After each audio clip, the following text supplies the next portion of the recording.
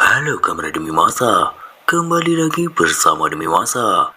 Pada kesempatan kali ini Demi Masa akan membahas tentang pedang Nabi Muhammad yang berasal dari Nusantara. Bagaimanakah kisahnya? Tidak usah berlama-lama lagi, langsung saja kita simak. Bangsa Arab dan Nusantara sebenarnya sudah lama saling berhubungan dalam perdagangan internasional. Bahkan tercatat sejak sebelum tahun 1000 Masehi, keduanya sudah saling berhubungan. Selain rempah-rempah, ada satu komoditas yang cukup penting dalam percaturan perdagangan internasional pada masa itu, yakni senjata internasional. Meski Fatimi sempat merekam perdagangan senjata Arab Nusantara dalam papernya yang berjudul Malaysian Weapon in Arabic Literature.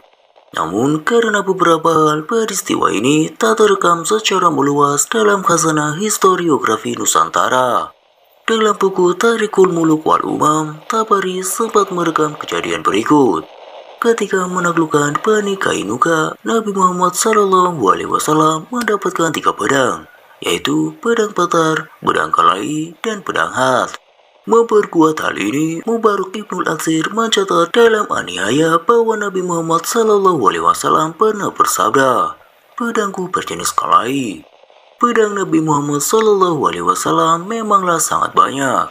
Selain Zulfikar yang masyhur itu, ada beberapa pedang lain yang beliau miliki, seperti pedang Rasub, Sur, Kadib, dan lain sebagainya. Namun yang kita fokuskan pada pembahasan ini adalah pedang Kalai. Pedang Kalai memang sangat masyhur dalam kesusastraan Arab. Abu Ali Al-Kali merekam dalam majelisnya yang kemudian dibukukan menjadi Al-Mali bahwa Gubernur Basra Mujahshi bin Mas'ud pernah membuat sayembara gula dengan hadiah pedang Kalai. Di samping itu juga sejumlah uang, kuda, dan budak yang ahli membuat roti. Sayembara ini dimenangkan oleh Amri bin Madi Karib. Ia pun mendapatkan pedang Kalai. Tak heran jika penyair-penyair Arab kuno mengagumi kualitas pedang yang terbuat dari timah ini.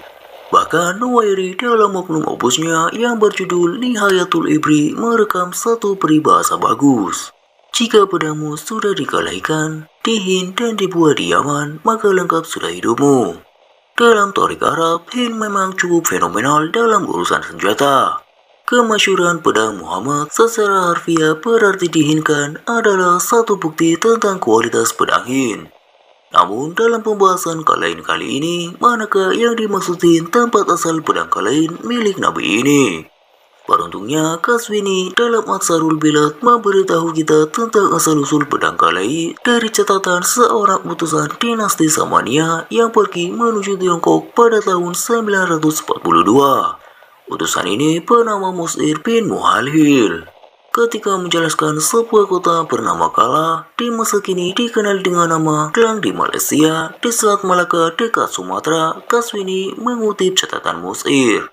Kota Kala adalah tempat dibuatnya pedang Kalai.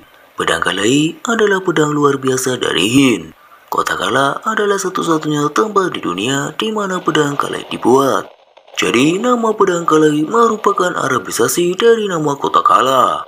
Mengenai lokasi kota Kala, catatan tua dari Sulaiman dari Siraf tentang kerajaan Sabak memberi kita sebuah gambaran yang cukup bagus. Di antara kota kekuasaan Maharaja Sabak adalah kota Kala, sebuah kota yang tepat berada di tengah Arab dan Cina. Kota Kala memiliki luas 80 farsa. Dan kota ini memiliki banyak komoditas, diantaranya adalah gaharu, kamber, cendana, gading, dan timah khas Kala. Timah kota Kala atau bandingkan katakanlah dengan nama-nama kota perawalan Kuala seperti Kuala Namu atau Kuala Lumpur memang sangat terkenal di masa itu. Salah satu hadis Sahih Bukhari menyebut adanya tombak berjenis anu yang digunakan para sahabat Nabi SAW. Tombak ini ditafsir oleh Ibnu Jauzi sebagaimana dikutip Ibnu Hajar sebagai tombak timah dari Kala. Jadi timah dari Nusantara kualitasnya sangat terkenal di masa itu. Maka dari penjelasan tersebut bisa disimpulkan bahwa pedang Kalai milik Rasulullah SAW adalah pedang yang berasal dari kota Kala yang pada abad ke-7 berada dalam genggaman Maharaja Sriwijaya atau Sabah. Demikianlah kisah dari Perdana Nabi Muhammad SAW yang berasal dari Nusantara. Bagaimana menurut Kamera Demi Masa? Jika Kamera Demi Masa memiliki pendapatnya tersendiri, tulis saja di kolom komentar. Sampai jumpa di kisah-kisah selanjutnya.